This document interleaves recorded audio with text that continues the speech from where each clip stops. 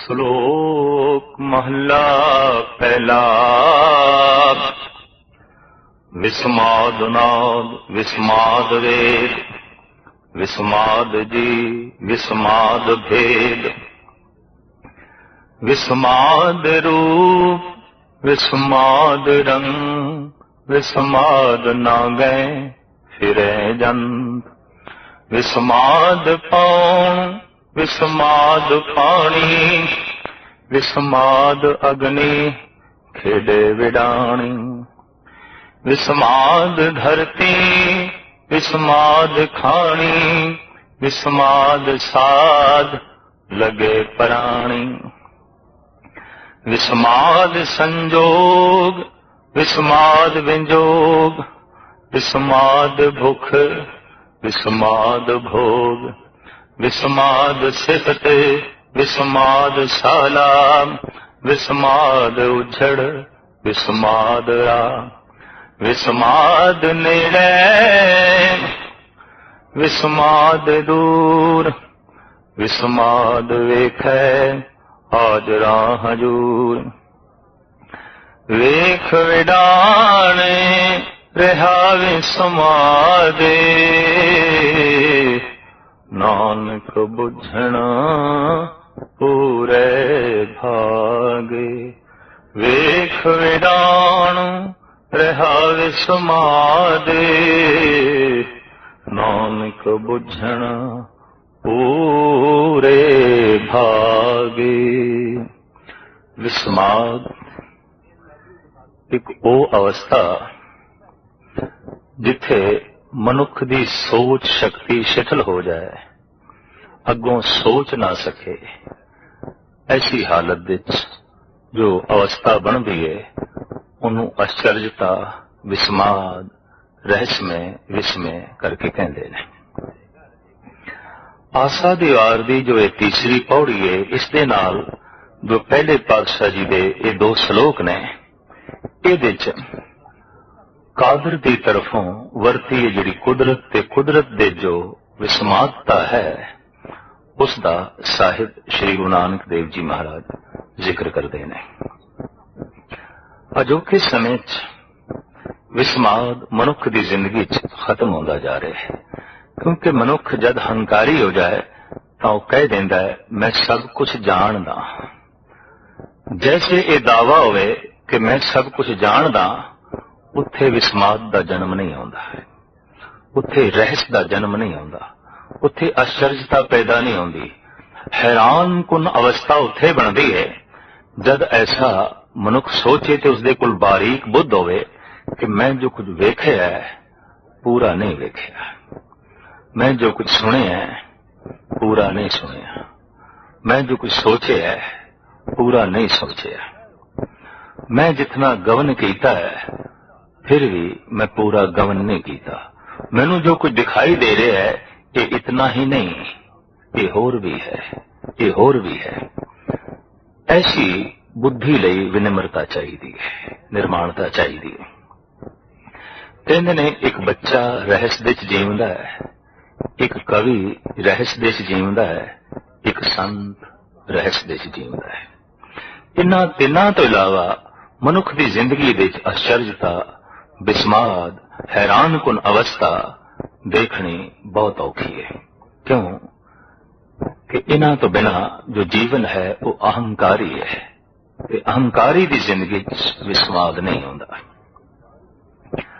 बच्चा विनिम्र है, जो कुछ नहीं जानता उहदे बारे उसका जानकारी का दावा नहीं है, उहदे बारे उसका प्रगटावा नहीं कि मैं जानदा।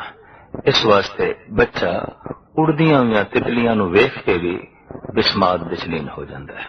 बच्चा खिड़े हुए फुलां नूं वेख के भी सोचण ते मजबूर हो जाता है कि धरती दे चों ये कैसा सुपना, धरती दे चों ये कैसा नूर। एक बच्चा ते सूरज नूं वेख के भी हैरान हो जाता है, और इस तरह की थोड़ी जिहा भी बुद्ध रखण वाला मासूम बच्चा जद रात नूं चंद्रमा नूं वेखदा है, चमकदे नूं रहस्य नाल भर जाता है, विस्माद नाल भर जाता है। लेकिन ये विस्माद बच्चे की अबोध अवस्था ते खड़ा है, अचेत अवस्था ते खड़ा है। एक होर विस्माद है जो कवि कोल है, शायर कोल है। और जिथे विस्माद नहीं, शायरी का जन्म भी नहीं होता। आम मनोविज्ञानी का कहना है कि रहस्यमयी अवस्था तो ही कविता का जन्म है, शायरी का जन्म है। कि जिस शायरी का, जिस कविता दो रहस्यमयी विस्मादमयी अवस्था तो उत्पत्ति नहीं हुई, जन्म नहीं होया, दरअसल वो कविता कविता ही नहीं, वो शायरी शायरी ही नहीं। विस्माद जिथे मनुख हैरान हो जाए, विस्म हो जाए, रहस्य की दुनिया विच खो जाए, इसलिए तीक्ष्ण बुद्ध चाहिए। तो कवि का विस्माद अबोध अवस्था ते नहीं खड़ा, सुबोध अवस्था ते खड़ा है, लेकिन खड़ा है हिरदे दे तल ते। इस वास्ते कवि कोल रहस्य थोड़ा जिहा रस भी है, कवि कोल विस्माद दा थोड़ा जिहा रहस्य रस भी है, जबकि ये रस बच्चे कोल नहीं है। हैरान कुन अवस्था जरूर है, लेकिन ये रस नहीं है। विस्माद दे फिर जीवंदे ने संत, ये तीसरी कोटि च आ जाते हैं, और ये तीसरी कोटि शिखर है, सिरमौर है, उच्चता है। ये अपनी आत्मा के तल ते जीवंदे ने, ते आत्मा दे चों जो कुछ भी चारों पासे अंकुरित होया है और होंदा रहंदा है, इनू वेख वेख के वो विस्माद होंदे ने, इसनू वेख वेख के वो रस लेंदे ने।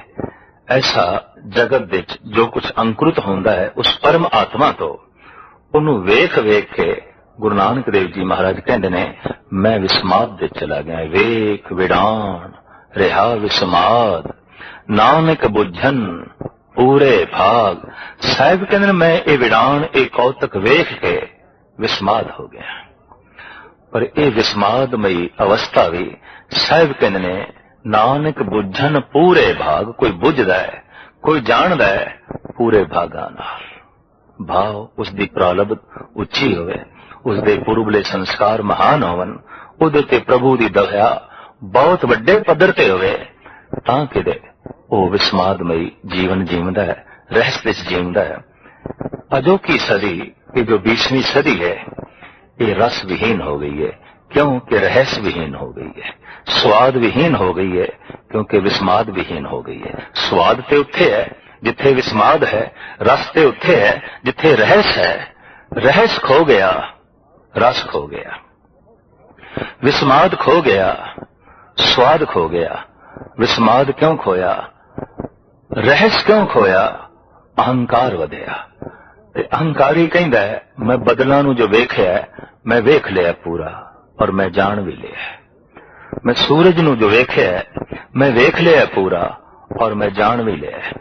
ये धरती कि मैं वेख लईए और मैनू जान भी लिया, ये किसी वक्त धरती दा सूरज दा एक हिस्सा सी। ये धरती टुट के ये थल्ले आई, एक पासे हुई, सदियां तक गर्म रही, फिर ठंडी हुई, फिर इस देश वनस्पति पैदा हुई, फिर सहजे सहजे ये जीवन चलिया जो अज विचर रहा है।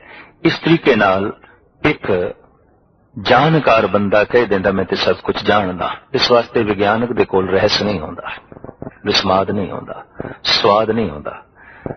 विज्ञानक कोल कवि वाला हिरदा नहीं, विज्ञानक कोल शायर वाला हिरदा नहीं।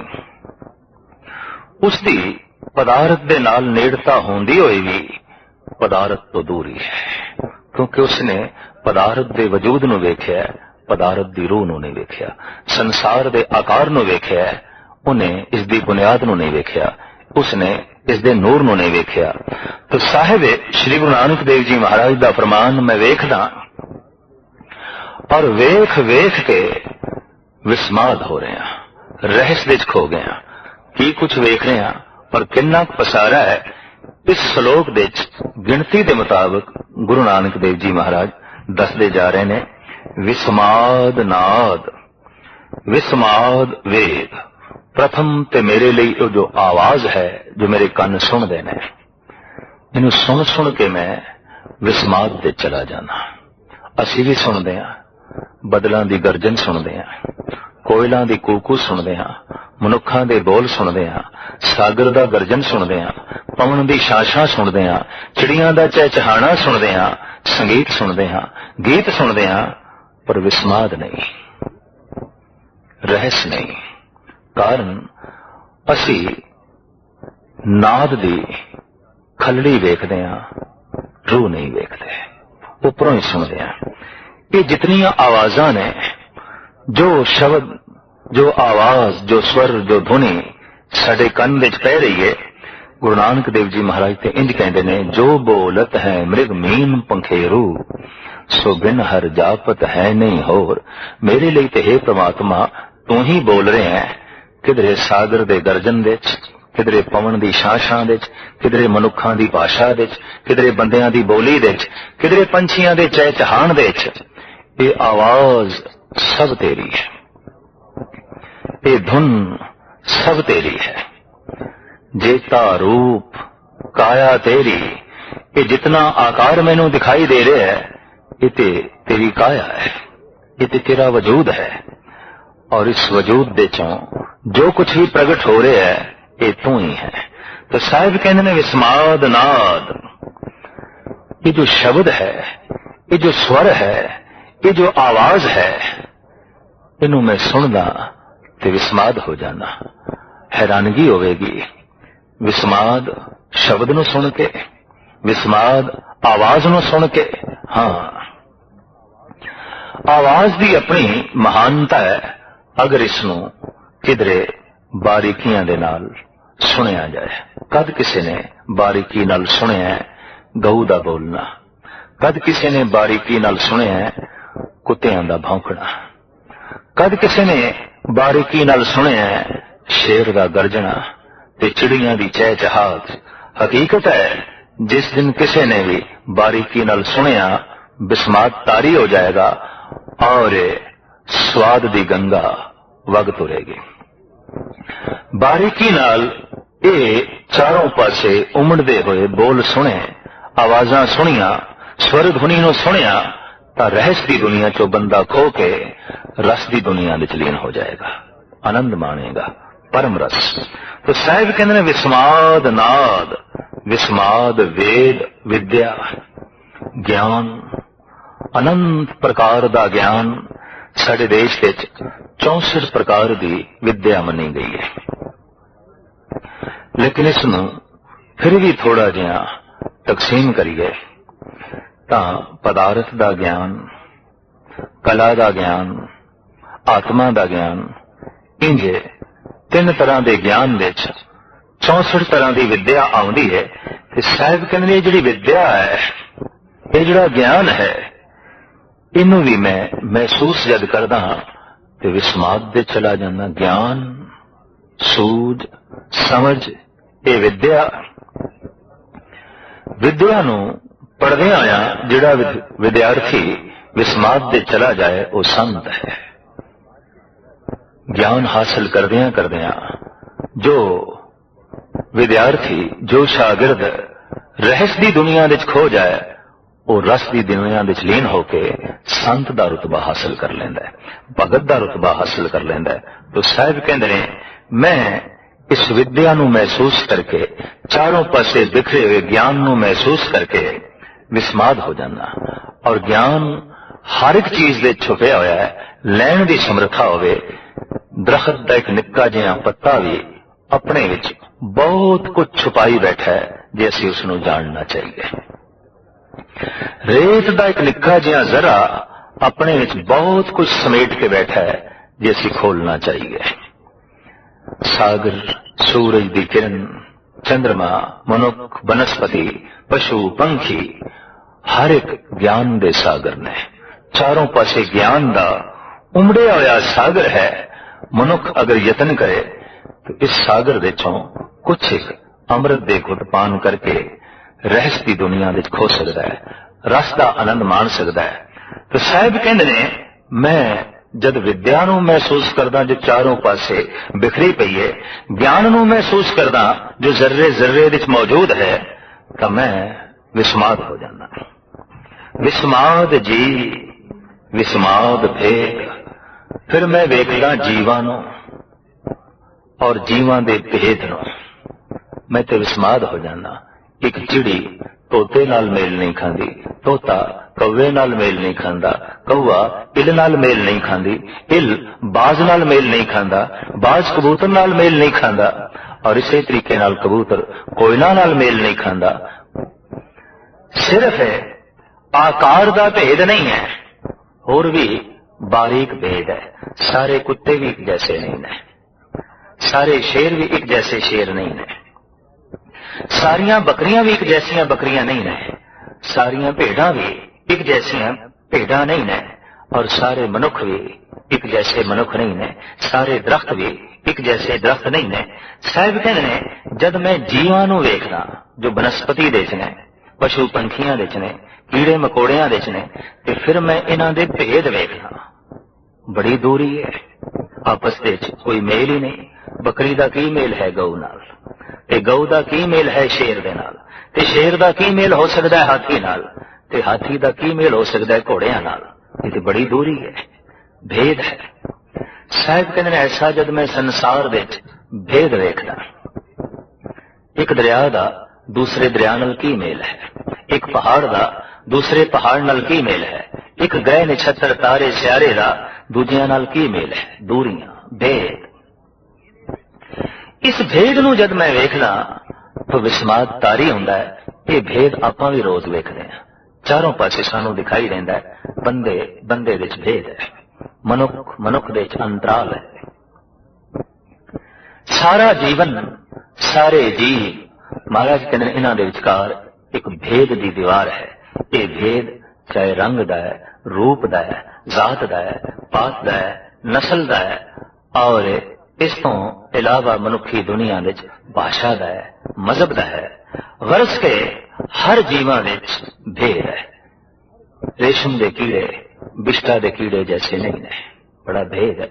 जबकि रेशम दा कीड़ा भी कीड़ा है, बिष्टा दा कीड़ा भी कीड़ा है, पर बहुत वड्डा भेद है, बहुत वड्डी आपस में खड़ी दीवार है।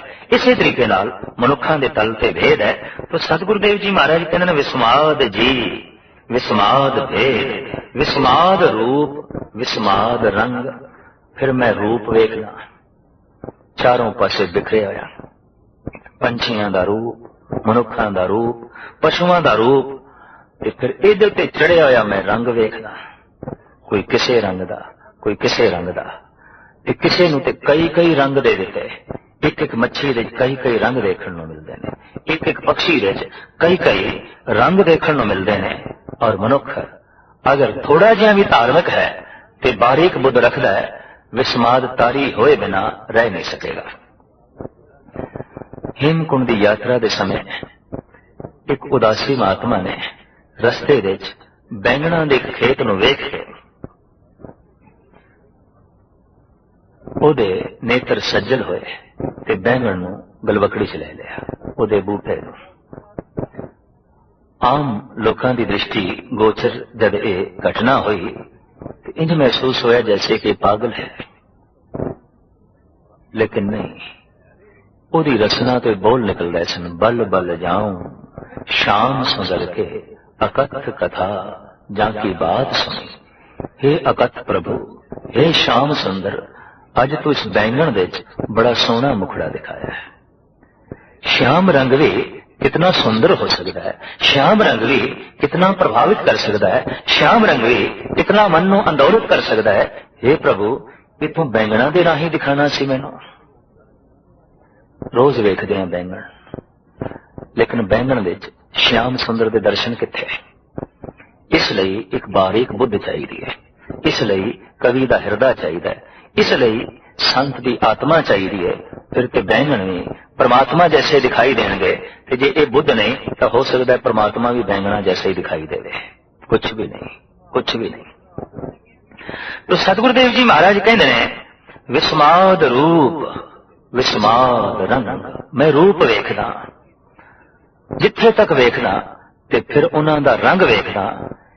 हे मेरे अकाल पुरख, विस्माद मेरे ते तारी हो जाता है, मैं ते रहस्य दी दुनिया विच खो जाना। फिर अगां चल के शायद कहते विस्माद नांगे फिरे जंत, हे अकाल पुरख मैं हैरान हो जाना कि मनुख कपड़े पहनते हैं, पशु कपड़े नहीं पहनते, पक्षी कपड़े ही नहीं पहनते, नगन घूमते पे ने ते उन्होंने अपनी नगनता का कोई बोध भी नहीं है, नगनता ते कोई शर्मसारी भी नहीं है, नगनता का कोई एहसास भी नहीं है, जबकि असी रोज ये नंगे पशु वेखते हैं। कदी विस्माद तारी नहीं होया, बारीक बुद्ध चाहिए। तो साहिब श्री गुरु नानक देव जी महाराज का फरमान, विस्माद नांगे फिरे जन, विस्माद पाऊं विस्माद पानी, विस्माद अग्नि खेड़े विडाणी। साहिब कहते ने वगदी हुई पवन नूं वेख के मैं विस्माद की दुनिया विच खो जाना। इसनूं महान कवि सूरबीर संत गुरु गोबिंद सिंह जी महाराज अकाल उस्तद विच इंज बयान करते हैं, कहूं पवन होए के बहे बेग ऐसे, कहे मोह न आवे कथों ताहे कैसे। हे प्रभु किधरे तू पवन बन के जद मैनू स्पर्श करके लंघ जाना है, जद मैनू छू करके लंघ जाना है, तो ये छूना मैनू बहुत बड़ा सुख दे जाता है। गर्मी है, पसीना आ रहा है, ते पवन छू के लंघ गई है। एक संसारी नू तो ऐसा महसूस होगा हवा का झोंका आया है, कुछ ताजगी दे गया। एक कवि नू कुछ होर ढंग नाल महसूस होगा, पर जिहड़ा एक संत है उन्हें ते कहना, हे प्रभु तू अज छू के लंघे हैं, बड़ा सुख दे गए, तू छू के लंघे हैं, मेरा पसीना सुख गया है, तू मैनू स्पर्श करके लंघे हैं, तू मेरे अज गलवकड़ी च लगे हैं। पवन भी परमात्मा है, जबकि कईयां लई ते हो सकता है परमात्मा भी सिर्फ वगदी हुई हवा ही होवे और कुछ नहीं। संत लई ते वगदी हुई पवन ये परमात्मा है। चारों पासे परमात्मा छू रहा है, सानू स्पर्श कर रहा है, किधरे पवन के रूप में, किधरे धरती के रूप में, किधरे सूरज दी किरणा के रूप में, किधरे होर अदृश्य तरंगा के रूप में, चारों पासे सानू छू रहा है। पर एक बदकिस्मती है, असी उसनू नहीं छू रहे। असी अखां बंद कर लेने, असी अपने हिरदे दे उत्ते एक बहुत वड्डा पत्थर रख लेने, फिर भी सानू छू रहा है। उहदी स्पर्शता का बोध क्यों नहीं हो रहा? क्योंकि बुद्धि विकसित नहीं हुई। गुरु जन पास आना, सत्संग दे आना, इसका मुख मकसद जिहड़ा है वो इतना ही है कि हार परयो स्वामी के द्वारे दीजे बुद्ध विवेका। हे प्रभु ओ विवेक बुद्ध मैनू दे कि चारों पासे तू जिहड़ा मैनू छू रहे हैं, इसका मैनू बोध हो जाए, इसका मैनू पता चल जाए। ऐसा भी हो सकता है कि मां बाप का हाथ जो सिर पे पे है, अगर बंदा रहस्यवादी है तो ऐसा सोचेगा अज ते परमात्मा ने असीस दे दी, अज ते ईश्वर ने असीस दे दी, मां दे रूप दे, पिता दे रूप दे, गुरु दे रूप दे, उस्ताद दे रूप दे। असीस ते चारों पासे मिल रही है। पात्रता होनी चाहिए, योग्यता होनी चाहिए, बोध होना चाहिए। तो साहिब कहते ने, हे प्रभु तू किधरे पवन रूप दे मैनू छू रहे हैं, मैनू ताजगी दे रहे हैं, मैनू जिंदगी दे रहे हैं, और इस वगदी हुई पवन नू वेख के मैं विस्माद हो जाना। विस्माद पाऊं विस्माद पानी। हे प्रभु वगदे हुए दरियावां नू, बरसदियां हुई बूंदां नू, सागर दियां लहरां नू, झीलां नू, और थां थां ते पए पानी नू ते बुझा रहे प्यास ये पानी, मैं ते विस्माद हो जाना। शरीर दे ये पानी, हे प्रभु मैं ते रहस दी दुनिया च खो जाना। ये पानी असी वेखने हां, जैसे बारीक बुद्धि प्राप्ति होगी, पानी पानी नहीं दिखाई देगा, पानी प्रभु अकाल पुरख दा रूप दिखाई देगा। हकीकत है गुरु गोबिंद सिंह जी महाराज कहते हैं, कहूं फूल होए के भले राग फूले। हे प्रभु कमाल दी गल है, किधरे मेरे सामने तो फुल के खड़े हैं, फुल्लां दी तरह फुल के खड़ा है, फुल्लां दे ऐसा सोखपन, ऐसी कोमलता, तू इतना कोमल है, तू इतना सुंदर है, तू इतना सुगंधित है। कहूं फूल होए के भले राग फूले, कहूं भंवर होए के भली बात भूले।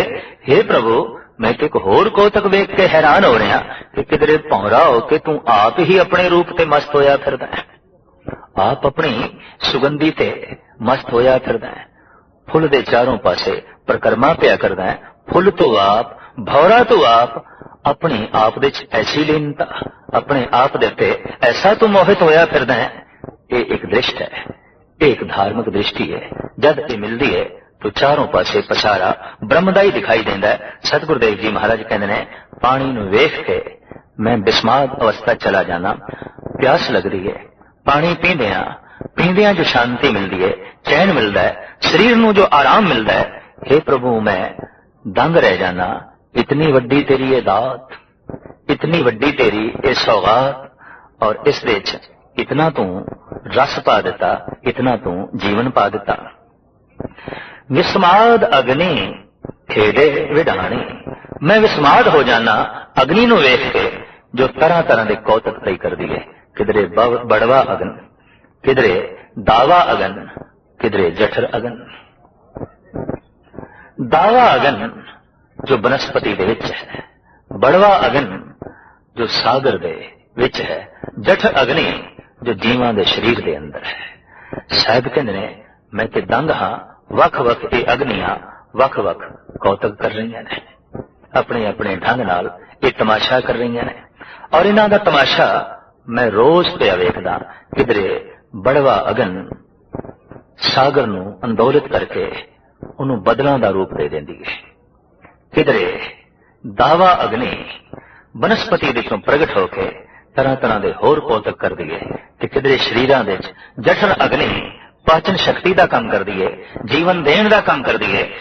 अग्नि दे ऐसे कौतक ते जीवन देण दे वसीले वेख के हे प्रभु मैं ते विस्माद की दुनिया दे खो जाना।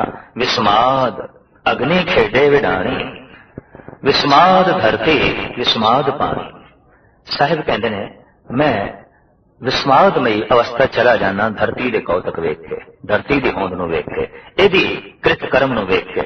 ते इस धरती दे उत्ते जो अनेकां खाणियां ने, अंडज जेरज सेतज उत्बुज, जो अंडियां तो पैदा हो रहे हैं, जेर तो पैदा हो रहे हैं, पसीने तो पैदा हो रहे हैं, उत्पुज खाणियां जो बनस्पति है, इन्हां खाणियां नूं वेख के भी मैं विस्मादमयी अवस्था दे चला जाना। विस्माद साध लगे प्राणी, हे अकाल पुरख जीवां नूं जब स्वाद विच लीन मैं देखदा ते स्वादां दे ग्रसे हुए मैं देखदा, मैं ते इत्थे भी विस्माद हो जाना। हर जीव किसे न किसे रस दे पिछे दौड़ रहा है, ते हर जीव दे अंदर कोई ना कोई रस जिहड़ा है वो प्रधान है। विस्माद साध लगे प्राणी, विस्माद संजोग विस्माद विजोग। हे प्रभु जीवां दा संजोग ते जीवां दा विजोग। मनुख दा ही संजोग नहीं, मनुख दा पशुआं नाल भी संजोग है। घर दे जो गऊ है पालतू, उस नाल भी कोई साडा पूर्वला संजोग है। घर दे जो कुत्ते ने उन्हां नाल भी साडा कोई संजोग है पूर्वला। घर दे जो बूटे ने फुल्लां दे चाहे फल्लां दे, इन्हां नाल भी साडा कोई पूर्वला संजोग है। मनुख नाल जो मेल, मनुख दा जो बनस्पति नाल मेल, जिहड़ी बनस्पति ज्यादा अंदोलित करे उस नाल कोई साडा संबंध है। जिहड़े पशु ज्यादा अंदोलित करन, ज्यादा कशिश दा बायस बनन, उन्हां पशुआं नाल साडा कोई संबंध रह गया है।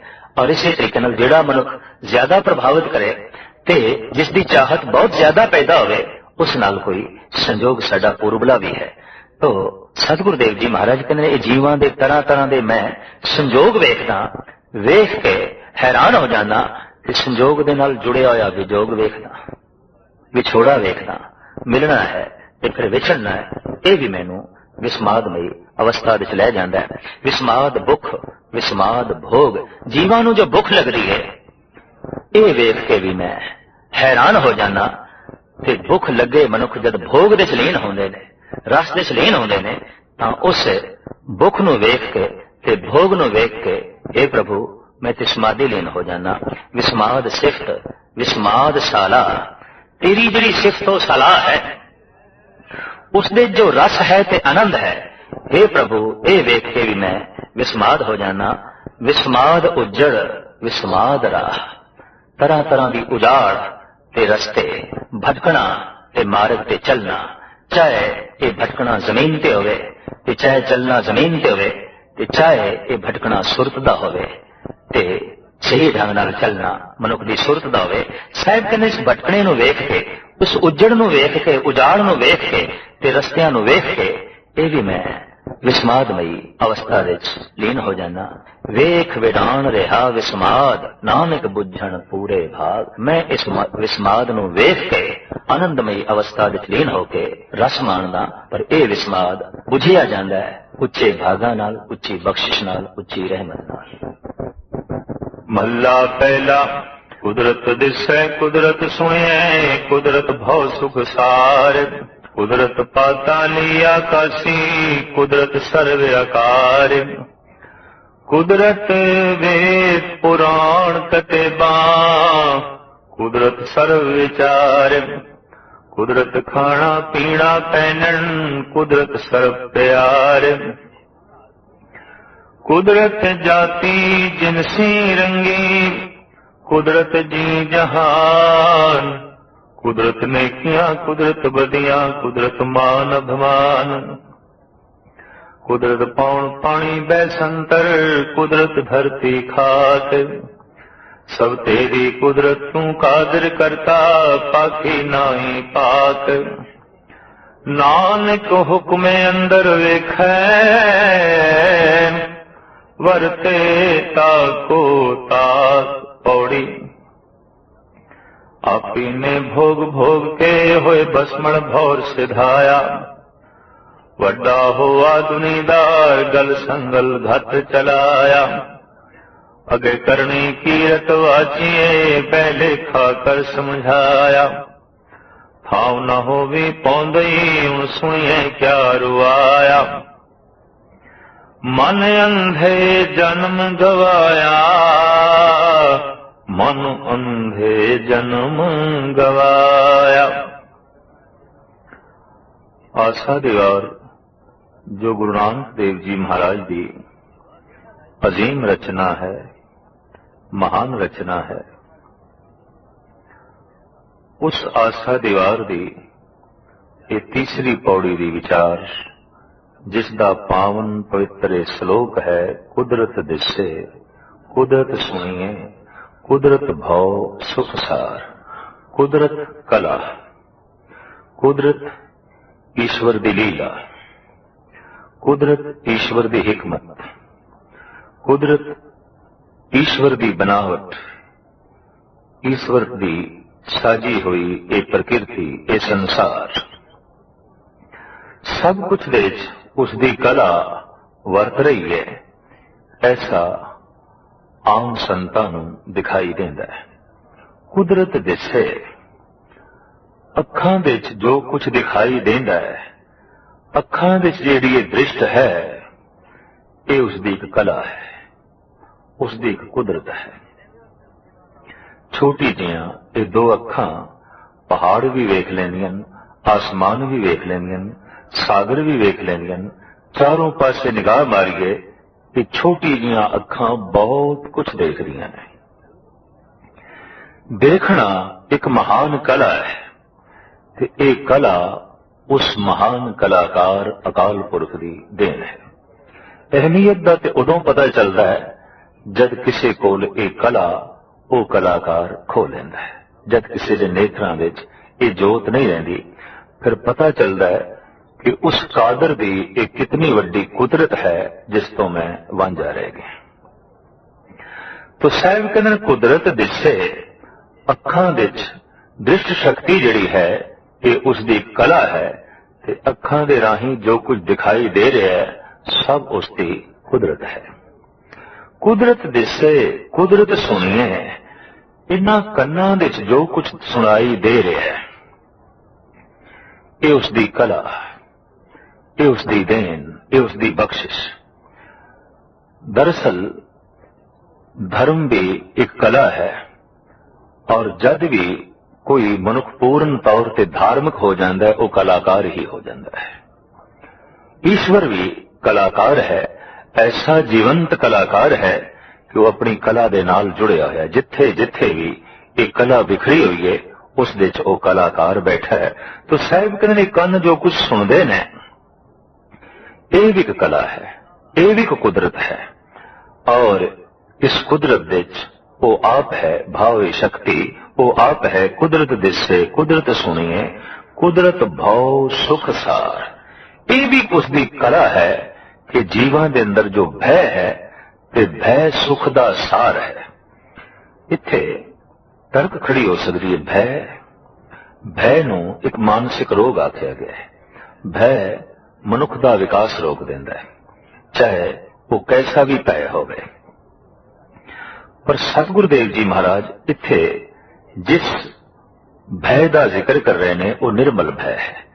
ਜੈਸੇ ਕੋਈ ਇਹ ਭੈ ਰੱਖੇ ਕਿ ਮੈਂ ਅਧਿਕ ਖਾਵਾਂਗਾ ਤੇ ਬਿਮਾਰ ਹੋ ਜਾਵਾਂਗਾ, ਭੁੱਖ ਤੋਂ ਜ਼ਿਆਦਾ ਖਾਵਾਂਗਾ ਤੇ ਬਿਮਾਰ ਹੋ ਜਾਵਾਂਗਾ। ਬਿਮਾਰੀ ਦਾ ਇਹ ਭੈ ਖਾਣ ਪੀਣ ਦੇ ਸੰਜਮ ਨੂੰ ਜਨਮ ਦਿੰਦਾ ਹੈ। ਇਹ ਭੈ ਪਵਿੱਤਰ ਭੈ ਹੈ। ਜੈਸੇ ਕਿ ਮੈਂ ਕਿਸੇ ਵੀ ਥਾਂ ਪ੍ਰਕਿਰਤੀ ਦੇ ਨਿਯਮ ਦੀ ਉਲੰਘਣਾ ਕਰਾਂਗਾ, ਉਹਦੇ ਨਿਯਮ ਨੂੰ ਤੋੜਾਂਗਾ, ਇਸ ਦੇ ਨਾਲ ਮੈਨੂੰ ਦੁੱਖ ਹੋਵੇਗਾ, ਕਲੇਸ਼ ਹੋਵੇਗਾ। ਇਹ ਜਿਹੜਾ ਭੈ ਹੈ ਇਹ ਮਨੁੱਖ ਨੂੰ ਪਰਹੇਜ਼ਗਾਰ ਬਣਾ ਦਿੰਦਾ ਹੈ ਔਰ ਕਾਨੂੰਨ ਦੇ ਨਿਯਮ, ਕਾਨੂੰਨ ਦੀ ਆਪਣੀ ਨਿਯਮਾਵਲੀ ਤੇ ਇਸ ਦਾ ਭੈ ਹੈ ਮਨੁੱਖ ਨੂੰ ਐਸਾ ਸੋਚਣ ਤੇ ਮਜਬੂਰ ਕਰਦਾ ਹੈ ਕਿ ਮੈਂ ਕਾਨੂੰਨ ਨਹੀਂ ਤੋੜਨਾ, ਨਿਯਮ ਨੂੰ ਨਹੀਂ ਤੋੜਨੇ। ਅਗਰ ਮਨੁੱਖ ਦੇ ਅੰਦਰ ਇਹ ਭੈ ਨਾ ਹੋਵੇ ਤੇ ਨਾ ਕਾਨੂੰਨ ਰਹਿ ਸਕਦਾ ਹੈ, ਨਾ ਪ੍ਰਾਕਿਰਤਿਕ ਨਿਯਮ ਰਹਿ ਸਕਦੇ ਨੇ ਮਨੁੱਖ ਦੀ ਦੁਨੀਆ ਵਿੱਚ, ਨਾ ਹੀ ਧਰਮ ਕਰਮ, ਇਹ ਸਭ ਕੁਝ ਦੀਆਂ ਧੱਜੀਆਂ ਉੱਡ ਜਾਣ।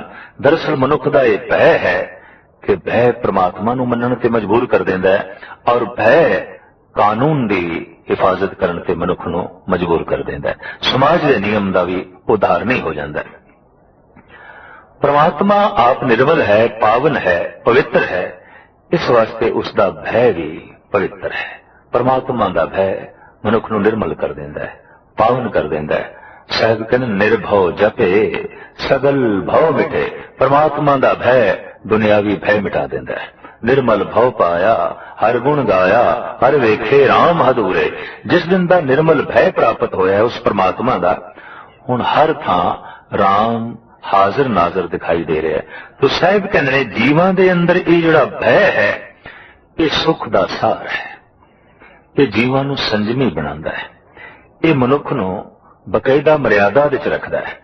और भय ही नहीं तो फिर मर्यादा की है, नियम की है, ये कुछ भी नहीं। तो सतगुरुदेव जी महाराज कहते हैं ये भय भी एक तेरी कला है, ये भी एक तेरी महान कुदरत है। कुदरत दिसे कुदरत सुनिए कुदरत भव सुख सास। कुदरत पाताली आकाशी कुदरत सर्व आकार। ये आकाश तेरी कुदरत, ये पाताल तेरी कुदरत। और आकाश ते पाताल दे विचकार ये जितना आकार ये तेरी कुदरत, ये तेरी कला। वेखदे असी भी पया ना कला दिखाई देंदी है ते ना कलाकार दा बोध हुंदा है। भगत उसनूं कहंदे ने जो कला ते कलाकार दे नेड़े है। संसारी उसनूं कहंदे ने जो कला ते कलाकार तो बहुत दूर है, बहुत दूर है, बहुत दूर है। जो दूरियां विच जी रहा है वो दुख विच जी रहा है, जो नेड़े होके जी रहा है वो सुख विच जी रहा है, जो दूर होके जी रहा है वो अंधकार विच जी रहा है, जो नेड़े होके जी रहा है वो प्रकाश विच जी रहा है, जो दूर होके जी रहा है वो अग विच जी रहा है, और जो नेड़े होके जी रहा है वो ते अमृत दे जी रहा है, आनंद दे जी रहा है। जो दूर होके जी रहा है मानो दोजक दे जी रहा है, नरक दे जी रहा है, और जो नेड़े होके जी रहा है बस वही स्वर्ग दे है, वही सचखंड दे है। इस जगत दे कुछ जीव नेड़े होके जी रहे ने, कुछ जीव दूर होके जी रहे ने। आम सियाणियां दा ऐसा कहना है कि विज्ञान मुल्क नूं मुल्क दे नेड़े लियाया है, प्रांत नूं प्रांत दे नेड़े लियाया है। विज्ञान ने दुनिया बड़ी छोटी कर दी है, दुनिया नूं बहुत नेड़े लियांदा है विज्ञान ने। यह विज्ञान की बहुत वड्डी सेवा है, यह साइंस की बहुत वड्डी सेवा है। अज दुनिया बहुत छोटी है। सवेरे मनुख नाश्ता एक मुल्क विच करदा है, दोपहर का भोज दूसरे मुल्क विच करदा है, और रात का खाना तीसरे मुल्क विच खजा खांदा है। अज साइंस ने दुनिया इतनी नेड़े कर दी है। मुल्क इतने नेड़े हो गए ने, प्रांत नेड़े हो गए ने, बाहर दीयां दूरियां नूं मिटाया है साइंस ने, अंदर दी दूरी नूं मिटाया है धर्म ने, दिलां नूं नेड़े कीता है संत जनां ने। दिल दिल दे नेड़े आवे ये भगतां ने ऐसा उद्यम कीता है, ये गुरु जनां ने ऐसा परिश्रम कीता है कि मनुख दा दिल नेड़े आवे, बंदा बंदे दे नेड़े आवे, मुल्क मुल्क दे नेड़े आवे, प्रांत प्रांत दे नेड़े आवे, बाहर दीयां इन्हां सारियां दूरियां नूं मिटा दिता है। अज हर बंदे नूं पता है कि फलाना मुल्क की है ते फलाना मुल्क की है, उत्थों दे बाशिंदे कैसे ने, उत्थों दी भाषा कैसी है, ये सारियां दूरियां विज्ञान ने खत्म कर दित्तियां ने। और ये बहुत वड्डी सेवा है, अपनी थां पे किसी हद तक साइंस काबिल दाव है। बहुत सारे सुख बैरूनी साइंस ने दिते ने और इनकार नहीं किया जा सकता। साइंस ने पैरों की गति नूं वधाया है, हजारां मील दी वाट थोड़ी घंटियां दे अज तय हो जाती है। मनुख की आवाज नूं शक्ति दी है साइंस ने कि बोलदा मनुख एक मुल्क दे पिया सुनिया जा रहा है दूसरे मुल्क दे। और इसी तरीके दे नाल मनुख की दृष्टि शक्ति नूं भी साइंस ने वधाया, खुर्दबीन दे राही, दूरबीन दे राही दूर दी चीज और बारीक दी चीज मनुख वेख लैंदा है। तो इस तरीके नाल बाहर दीयां तमाम दूरियां नूं साइंस ने दूर कीता है। अगर बाहरों दूरी मिट जाए तो दिल दूर रहे, मनुख दा हिरदा मनुख दे हिरदे तो दूर रहा तो यह दूरी भी नरक नूं जन्म देंदी है जीवां दे विचकार। कई दफा ऐसा देखते हैं मनुख कोल बैठा है तो अगला पुछ बैठता है भी जिहड़ा कोल बैठा है ये कौन है, तो व्यक्ति कह उठता है कोई दूर दा जापदा है। तो दूरी तो 1 फुट दी भी नहीं है, कोल बैठा है। एक ऐसे पुरुष का नाम लिया गया जो गालबन किधरे दूसरे मुल्क दे 5000 मील की दूरी ते रह रहा है, तो जैसे उसका नाम लिया गया एकदम बोल उठा है वो तो साडा नेड़े दा है। 5000 मील की दूरी ते रहन वाला नेड़े दा है, कोल बैठा होया दूर दा है। दरअसल दिल की सांझ नहीं है, दिल दिल दे नेड़े नहीं है, हिरदा हिरदे दे नेड़े नहीं है। संत दा पूरा यतन रहा है कि हिरदा हिरदे दे नेड़े आवे। गुरु नानक देव जी महाराज ने ते अपने जीवन विच इसनूं सब तो वड्डी पहल दिती। आप दे सज्जे हथ मर्दाना है, खब्बे हथ बाला है, एक हिंदू है एक मुस्लिम है। ये दुनिया का पहला पैगंबरी पुरुष है कि अपने नाल जिहड़े उसने 2 साथी चुने ने वो वख-वख मजहबां नाल संबंध रखते हैं, एक हिंदू है एक मुस्लिम है। और ये दुनिया का पहला पैगंबरी पुरुष है जो हरिद्वार ते बनारस भी प्रभु गीत सुनाउण लई चला जाता है, लेकिन मक्के नूं भी वो भुलदा नहीं, वो मक्के मदीने भी जा पहुंचता है, वो उत्थे भी सदा देंदा है खुदा दी अल्लाह दी। ये जिहड़ियां दिलां दीयां दूरियां ने, चाहे दूरी मजहब करके, भाषा करके, रंग करके, रूप करके, नस्ल करके, गुरु नानक ने इसनूं दूर कीता है। इस वास्ते गुरु नानक ने अपनी बाणी विच अरबी, फारसी, संस्कृत, पंजाबी, मराठी, बंगला, ब्रिज, गर्ज के देश विदेश दीयां अनेकां बोलियां नूं अपने कलाम विच थां दित्ती है। ये भी दुनिया दे पहले ही रहबरी पुरुष विच देखण नूं मिलिआ है। और भाषा दे तल ते झगड़ा खड़ा ना होवे, भाषा दे तल ते दूरियां ना पैदा होण, लिहाजा देश दीयां तमाम भाषावां नूं गुरु नानक ने गलवकड़ी च लिया, चाहे वो सिंधी है, चाहे वो कश्मीरी है, चाहे वो बंगला है। गर्ज के हर प्रांत की भाषा गुरु ग्रंथ साहब जी महाराज दे मौजूद है, मिल रही है। रंग रूप नस्ल दीयां दूरियां नूं भी गुरु नानक देव जी महाराज ने खत्म किया। और इस तो इलावा मजहब की दूरी जिहड़ी बहुत वड्डी है ते मनुख नूं नेड़े नहीं आउण देंदी, इस दूरी नूं पूर्ण तौर ते गुरु नानक ने दूर किया। आप दा एक साथी मुस्लिम है, आप दा एक साथी बाला है। आप दे कोलों जद पुछया जाता है कि मोंडे ते रबाब चुके और आप नूं जो गीत संगीत सुनांदा है, हरी जस सुनांदा है, ये कौन है? तुहाडा चेला है, तुहाडा नौकर है? तो गुरु नानक कहंदे नहीं, ये मेरा भाई है, प्रथा चली भाई मर्दाना, जिसनों भरा आख दिता है, मजहब का भेद मिट गया। और जब कोई बाले बारे पूछता है, ये कौन है? थोड़ा चेला है, थोड़ा नौकर है? नहीं, ये मेरा भाई है। भाई बाला, भाई मर्दाना। गुरु घर दे सब तो वड्डी धार्मिक पदवी बन गई भाई साहब। जिसनों गुरु भाई आखे मामूली गल ते नहीं, बहुत वड्डी गल है। जो गुरु दा भाई बन गया, इहदा मतलब है गुरु दा हिरदा ते सिख दा हिरदा एक हो गया, दोवें भाई जो हो गए, भरा जो हो गए, नेड़ता हो गई। जमीन दे ते कोई नेड़ता दा रूप प्रगटाना होवे ते कह दिता जांदे दोवें भरा ने, कोई ऐसी गल नहीं। भरा दी नेड़ता बहुत वड्डी नेड़ता मनी गई है ते साहब कहंदे ने ये मेरा भाई है। मजहब दे तल दी दूरी, भाषा दे तल दी दूरी, मुल्क दे तल दी दूरी, प्रांत दे तल दी दूरी, ये जितनियां दूरियां ने गुरु नानक ने दूर कीतियां, हिरदे नूं हिरदे दे नेड़े ले आए, दिल नूं दिल दे नेड़े ले आए। यही संत दा महान उद्यम है और यही संत दा काम है। जिस संत द्वारा मनुख दे हिरदियां तो दूर जान, वो संत नहीं असंत है, वो भगत नहीं दोखी है, वो वास्तविक साधु नहीं संसारी है। तो साइंस ने बाहर दियां दूरियां नूं मिटाया, धर्म ने अंदर दियां दूरियां नूं मिटाया, पर बदकिस्मती है राजनीतिक ने, सियासतदान ने बाहर दियां दूरियां नूं भी जन्म दिता, अंदर दियां दूरियां नूं भी जन्म दिता।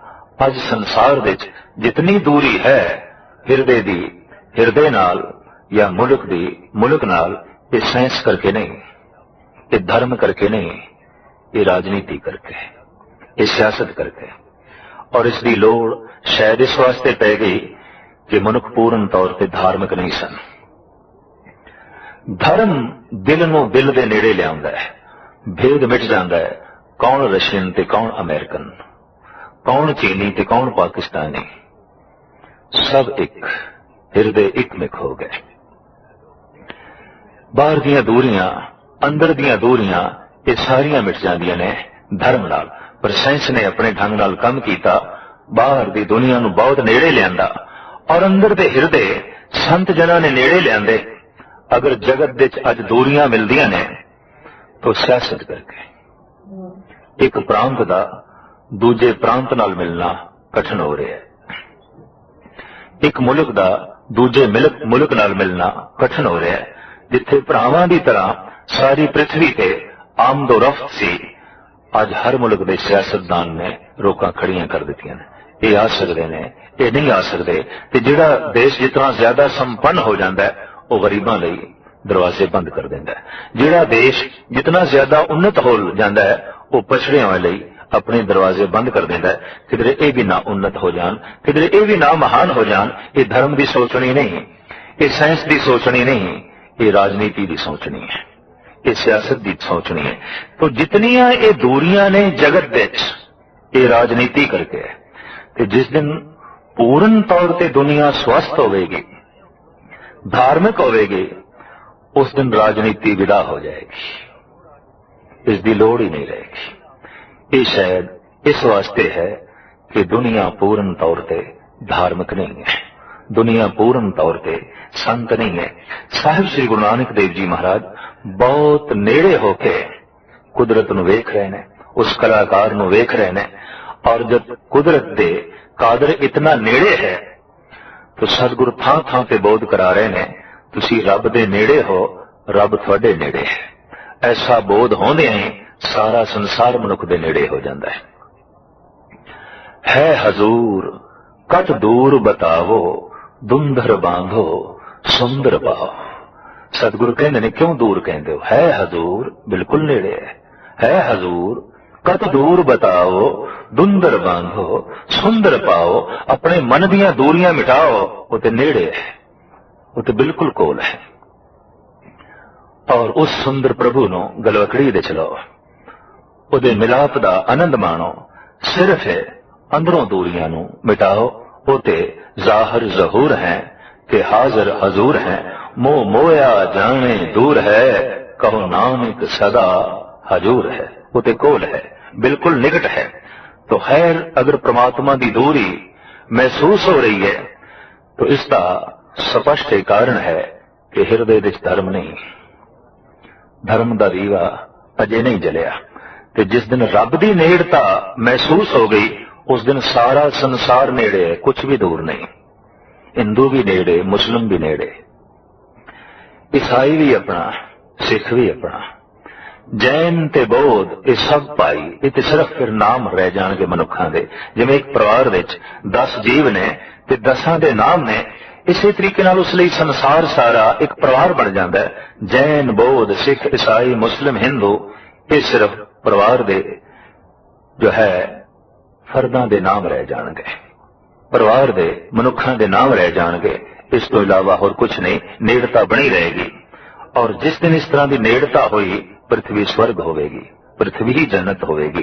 क्योंकि पृथ्वी दूरी करके बंदे ने नरक बना ली है, इस वास्ते जन्नत की कल्पना वो आसमान ते कर रहा है, स्वर्ग की कल्पना वो आसमान ते कर रहा है। साहिब श्री गुरु नानक देव जी महाराज का फरमान कि सारे का सारा जड़ा ये आकार है ये उसकी कुदरत है।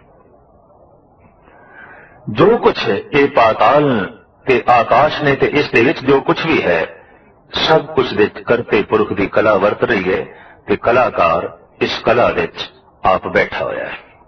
कुदरत वेद पुराण कतेबा, कुदरत सर्व विचार। साहित्य ने जितने धार्मिक ग्रंथ ने, पुराण कतेबा ते वेद इत्यादक सब कुछ दे उसकी कला है, उसका ज्ञान है, उसकी कला है, उसकी सूझ समझ है कि इन्हां ग्रंथां दा जिहड़ा विचार है, पाठ पठन है, प्रभु ये भी तेरी कला है। जो इसका पाठ करके दरअसल पुराण का एक मनुख जो पाठ कर रहा है तो दूजा भी कर रहा है, दोहां का बोध एक नहीं होगा। एक मनुख कुरान नूं पढ़ रहा है तो दूजा भी पढ़ रहा है, दोहां का बोध एक नहीं होगा। कुरान एक आम साधारण मनुख पढ़ रहा है, पर कुरान पढ़ रहे ने बाबा फरीद। दोहां दे पढ़न विच बड़ा भारी अंतर है। कुरान पढ़ रहा है एक आम साधारण मनुख, पर कुरान पढ़ रहा है हजरत निजामुद्दीन। कुरान पढ़ रहे ने ख्वाजा मुईनुद्दीन चिश्ती। दोहां दे पढ़न विच जमीन आसमान का फर्क है। सतगुरु की बाणी पढ़ रहा एक साधारण सिख, पर बाणी पढ़ रहे ने भाई गुरदास, भाई मनी सिंह। दोहां दे पढ़न विच बड़ा भारी अंतर है। दरअसल जिसने कुदरत वेख लई धर्म ग्रंथां विच, उहदा पढ़ना भी एक कुदरत हो जाता है, उहदा पढ़ना भी एक कला हो जाती है, उहदा विचारना भी एक कला हो जाती है।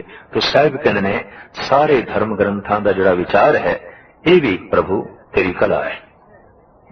कुदरत खाना पीना पहनन, कुदरत सर्ब प्यार।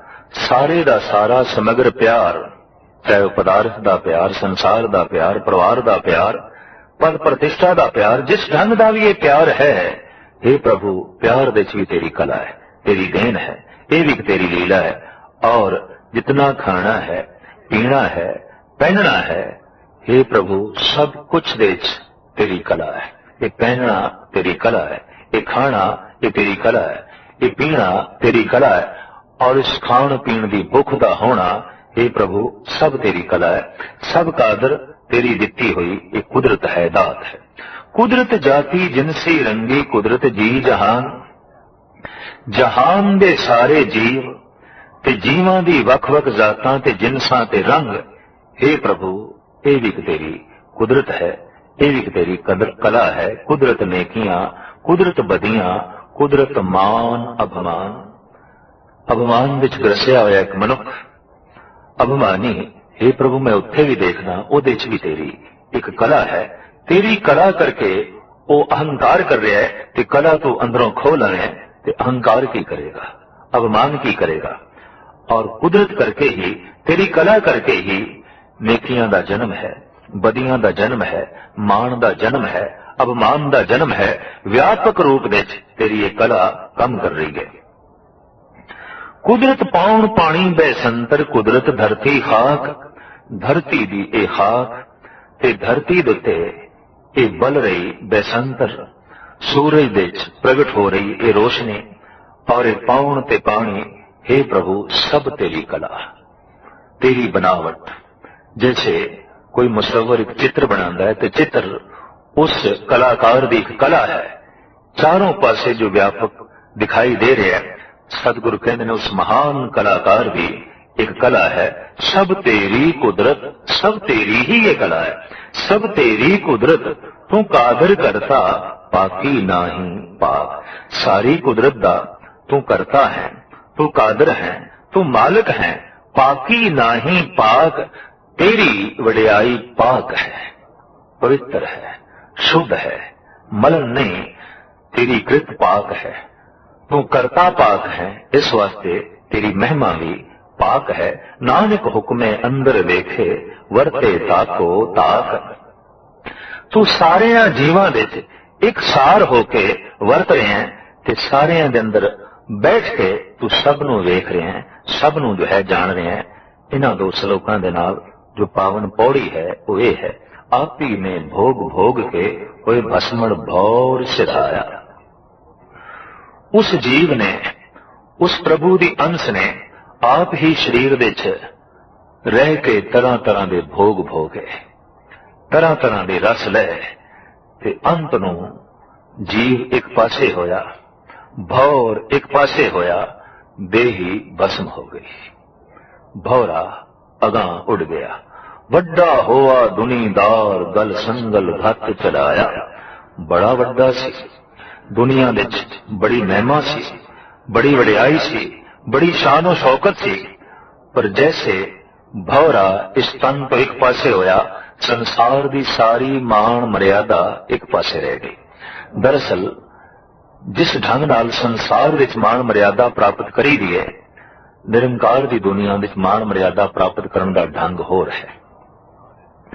संसार दे झूठे नूं भी मान मर्यादा मिल सकती है, जबकि निरंकार दी दुनिया विच नहीं। संसार विच धनवान नूं भी मान मर्यादा मिल सकती है, जबकि परमात्मा दी दुनिया विच नहीं। संसार विच सत्ताधारी नूं भी मान मर्यादा मिलती और मिल सकती है, जबकि परमात्मा दी दुनिया विच नहीं। परमात्मा दी दुनिया ते केवल सतवादी नूं ही मान मर्यादा मिलती है, प्रभु चिंतन करने वाले नूं ही मान मर्यादा मिलती है, बाकी सारी मान मर्यादा इत्थे रह जाती है। तो साहिब कहते बहुत वड्डा दुनियादार से, बड़ी मान मर्यादा से। होया कि जितने औगण इसने कीते वो औगण ही इसलिए गलां दे संगल बन गए, और अंतिम समय प्रभु दी बनाई हुई मर्यादा अनुसार जमजूत अगला अगे जन्मां दीआं फाइयां इहदे गल दे औगणां दे संगल पा के इनू खिंच के रह गईयां। भाव पतित संस्कार अगले जन्म दे ले गए, मलीन संस्कार अगले जन्म दे ले गए, ते ये मलीन संस्कार ही गले दा संगल ने। अगे करनी कीरत वाचिए, बेलेखा कर सुनाया। अगे धर्मराज ने उसदी जो कृत सी, जो उसकी करनी सी, वो पढ़ के सुना देती, समझा देती। ये तेरी कृत है, ये तेरा करना है। अंतिम समय जो कुछ भी जीवन भर कीता होंदा है सामने आ जाता है। ये प्रभु का बनाया एक धर्म है, धर्म का राज है। सब कुछ मनुख के सामने आ जाता है ते सब कुछ मनुख पढ़ लैंदा है ते सब कुछ दी बंदे नूं सूझ ते समझ पै जाती है। थां न होवी पौंदई, हुण सुनिए क्या रुआया। ऐसा दुनियादार जो पतित संस्कार लेके अगे चला गया है, ਉਹਨੂੰ ਮਾਰ ਪੈਂਦਿਆਂ ਨੂੰ ਥਾਂ ਨਹੀਂ ਮਿਲਦੀ। ਦੁੱਖ ਤੇ ਦੁੱਖ, ਕਲੇਸ਼ ਤੇ ਕਲੇਸ਼, ਤੇ ਹੁਣ ਰੋਂਦਾ ਹੈ, ਹੁਣ ਪਿੱਟਦਾ ਹੈ। ਦੁੱਖ ਹੈ, ਕਲੇਸ਼